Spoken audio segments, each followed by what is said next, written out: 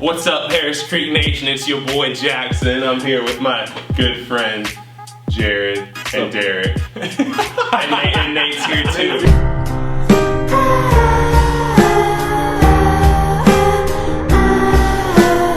I am here with my athlete friends Jared and Derek, and Jackson's also here. And we're just gonna be talking basketball, we're talking life. And welcome to Convos with Nerek, Nate, Derek, boom. I know there's been this rumor going around, it's not as big of a deal as you think. Yes, I did beat Jared Butler in basketball. Nate was on a team, Jared Butler was on a team. And I beat him. And whose team won? My team won. Is that true? It's very true. Yeah. I was there. Yeah. So if Nerek played Jared. Yeah. You too. Jared and Jackson. Jackson. Okay. How many points would Nerek score? Like 3. Yeah, so we would go to 50, we'd probably go 50 to 3. Like, Unbelievable. What if you guys played left-handed? 48 to 3. Well, we are here today with Conversations with Nerek, talking to people who've had their lives upended by this coronavirus crisis. And when Derek and I were thinking about people's lives who have just been changed dramatically, these were two of the first people that came to mind because they just have one of the best seasons, actually the best season in Baylor basketball history. And then everything changed. So do y'all want to explain exactly what happened when y'all found out and what your feelings were? Yeah, so to reminisce, we woke up that morning ready to play Kansas State.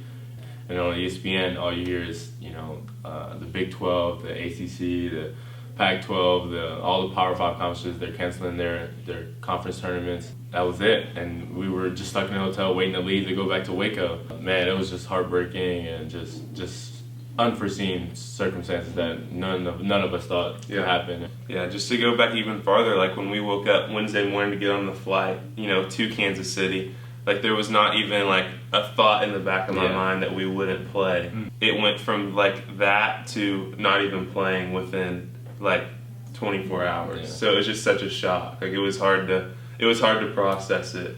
As an athlete, you guys have spent months of your last year and really your entire life planning for this moment. March Madness is what you guys live for. Yeah. And to have that be taken away, I just cannot even imagine. Like so many of y'all, you've probably had things change in your life. Yeah. But what have been some of the difficulties through this situation for y'all? Just like I think the thought process of just the group of guys that we had and how special it was, and to know that we'll never get those guys back together is really a hard thought. And then from like a spiritual side, I feel like our team really, gave all the glory to God, and we made sure that it was known that, we were believers and that we were using our talents for the platform in order to share Christ's love with people. Yeah. And so I was in my head, I'm like, okay, March is when the lights are on. Like this is when, everyone's going to be watching, and we're just going to get to praise Jesus' name and glorify God on the national stage. And so it just goes to show you that our ways are not God's ways. And what they say, if you tell God your plans, you make them laugh. For sure.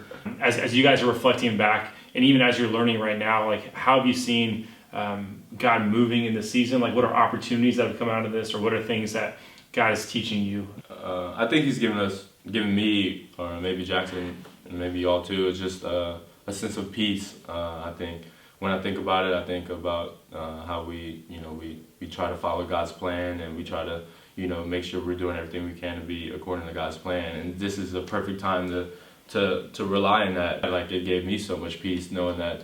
Well, obviously it just wasn't in the works and wasn't in the plans, and I rest inside of that, because there have been so many times where I've thought this is where I needed to go, and God's changed me to go here. That's the main thing that God's given me, and just a time to really just spend more time with Him. So yeah. I would also say that something that's encouraging is right now people have more access to the gospel than they probably ever have, because there's so many people talking about Christ through church, online church. So I think that is a positive right now from a spiritual standpoint. Is anybody who wants to hear the gospel can hear it. What do you feel like you guys have been learning as you've been going through this process? One big thing is that I learned that everything that I have, everything that's good in my life is from God, and how everything that I think I earned or I think I deserve is, you know, is not that. And you know, I just try to live and realize that every day of my life. And I just think, you know, if you think of that like that and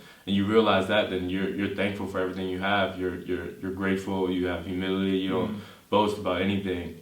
If He can give us so many things, then He could take away just as much. Yeah, you know, Romans 8:28 says God works all things for the good of those who love Him. And I think that's been a big verse for me, like just during this season. For people who don't have Jesus, like that can bring a lot of anxiety and stuff because it's just the future is so uncertain right now. But like because we have Christ, like we just have such a peace that I think is an unexplainable peace. Yeah.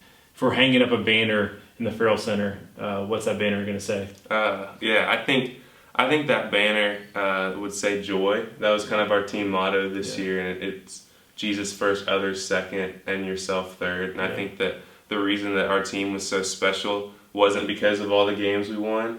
The games that we won were a byproduct of the fact that we put Jesus first, we put others second, we put ourselves third. And we reaped the benefits for that too. I mean, everybody, this first 6 off the bench got awards, Big 12, all this. Coach Drew got Coach of the Year. Like, you know, it's just, you know, things. Did you get anything? Third team All-American, baby. Let's go. Be encouraged, man. Like Jesus has already overcome the world. Like this isn't our home, and you know, one in heaven there's no coronavirus. So yeah, exactly. The war is over, man. Just Yeah. stop fighting that war. Jesus already won it for us. So just and everything, just let it go and let God. That's what I think. Yes, Man, sir. I feel like we got 2 pastors over here, and we're just like The two athletes. Just give us a job.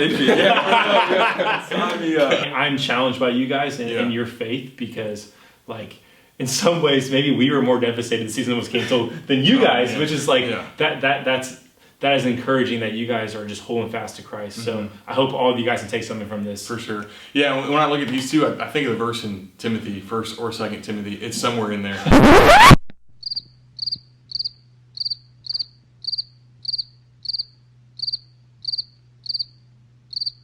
You what? Where it says, "Don't let others look down on you because you're young, but instead set an example in faith, love, purity, self-discipline," something like that. Ready? 1 Timothy 4:12.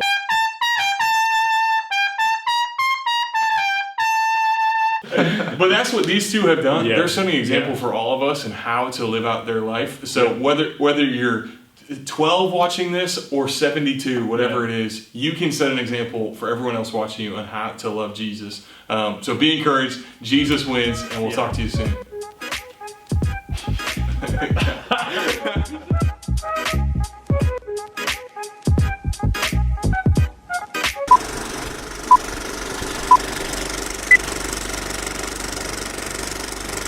Well, I don't know about y'all. I think this conversation was a slam dunk.